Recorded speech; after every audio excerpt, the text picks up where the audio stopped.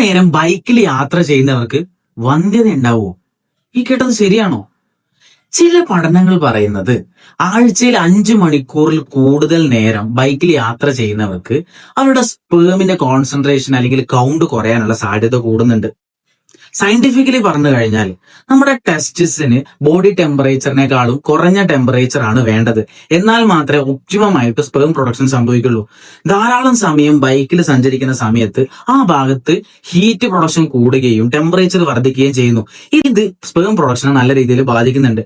എന്നാൽ ചില പഠനങ്ങൾ പറയുന്നത് ഇത് മാത്രം ഒരു ഇൻഫെർട്ടിലിറ്റി അല്ലെങ്കിൽ ഒരു വന്ധ്യതയ്ക്ക് കാരണമാവുന്നില്ല എന്നാണ്.